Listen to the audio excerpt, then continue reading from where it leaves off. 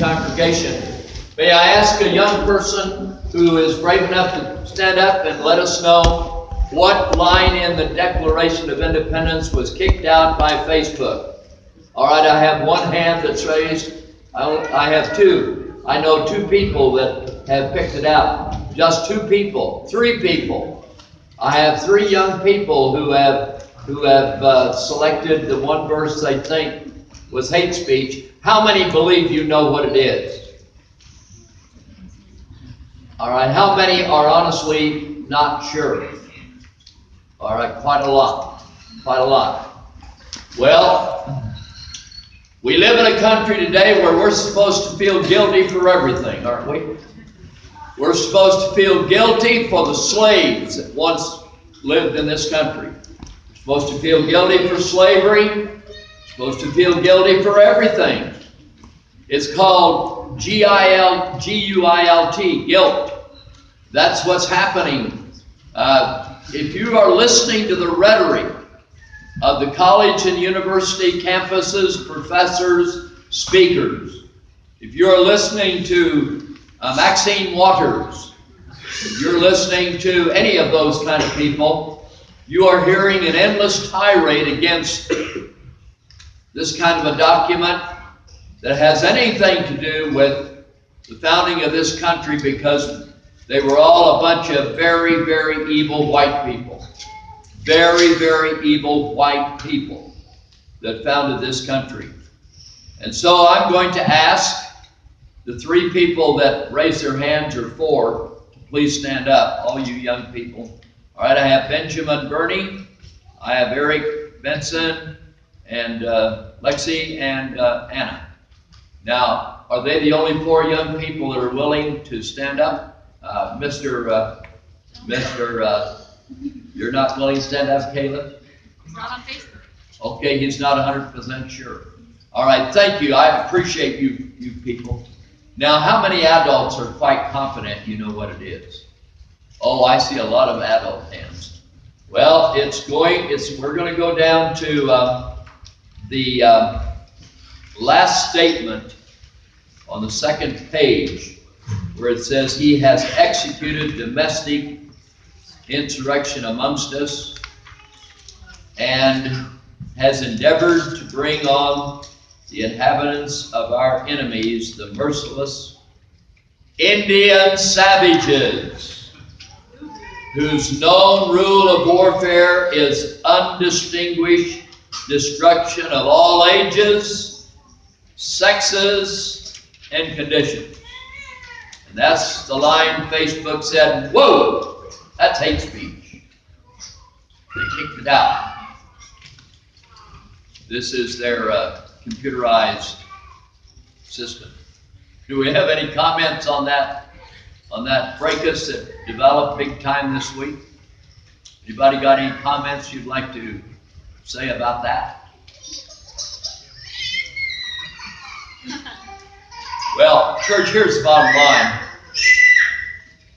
You'd have to go back to 1776 and see what was happening in our country. You'd have to review the history of what was happening back then to know why they were calling these people savages. I have 2 or 3 points. One, we have a book in a bookstore called Scout Dance. It's very excellent work that reveals what the warfare of the Indians was like. Number 2, draw your attention to the official title of what was referred to as the Declaration of Independence. It's stated at the top now of this handout. Unanimous Declaration of the 13 United States of America. That's the official name. Number 3, on the second page here, 1, 2, 3, 4. The fifth one up at the bottom. Let me share a light on this one that says, he has abdicated government here by declaring us out of his protection and waging war against us. Now this is referring to the Prohibitory Act of December 1775, signed off by King George. And what this act did was, when it says here in this Declaration of Independence, he has declared us out of his protection.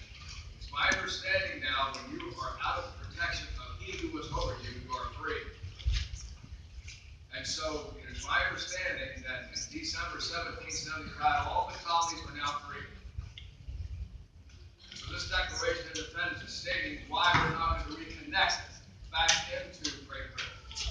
Several states or several colonies have that had constituted their own constitution by the time July 4 had rolled around. But the point I'm trying to make is that we were set free by Great Britain. We were free and independent for, what, 6 months before July 4? So this is another argument that we're not in rebellion. It actually dispenses with the idea of revolution. The word revolution here would be a misnomer because it was not a revolution. Right. We had been abandoned by the King of England and left to ourselves. We had no choice but to form a government of our own. We're going, yes, Paul. Second paragraph says, citizens with tax received can be one. Candid, yes. Candid is just being open and frank, and here it is. Well, I thought I did there is a difference. Okay. Thank you. Reed? Just a note, if I may. Yeah. There is a segment of the far right who now find it fashionable and are eager to attack the Founding Fathers on many accounts, including the Declaration of Independence. And they would be very offended that we are highlighting this in any positive way this morning, and they would probably be greatly offended if much of what's already occurred this morning. And I would encourage those of you who may be exposed to this kind of information to do your own reading deeply. And before you embrace that, it's a great deal of, they're not standing on good ground. They have a few points, but I really encourage you to be very cautious before you join the far-right bandwagon that says the Founding Fathers were, a bunch of unchristian men. Founding Fathers really did do us a favor in starting this country. White aristocrats. Well, their arguments are different than the far left, Pastor, but they use some of the same, they kind of meet.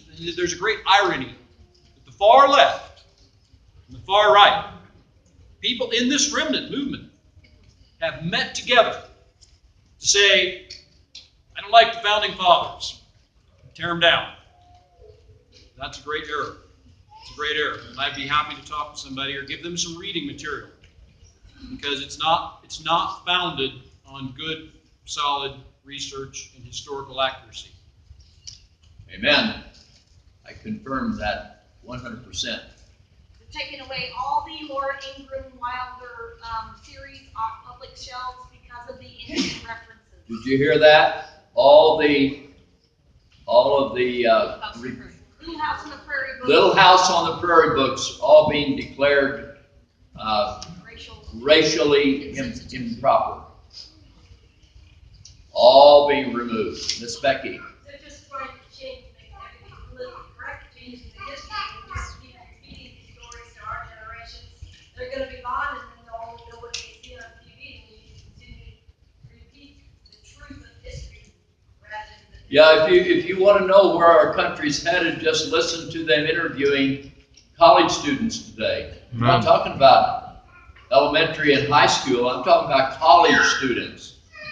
College students that one of them was asked, this was a senior at a Ivy League university, was asked what country did we declare our independence from and fight a war to win it? They said China. That's how sad it is.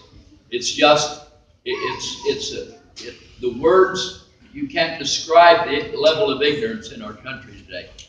It's been long enough that they haven't taught this in many schools. They were starting to reap. It only takes about 10 years of not teaching it to start reaping this ignorance. So it's the fruit of a long period of time now. Any final comments before we have Sister Amanda? Do you have a special for us? If you'd be so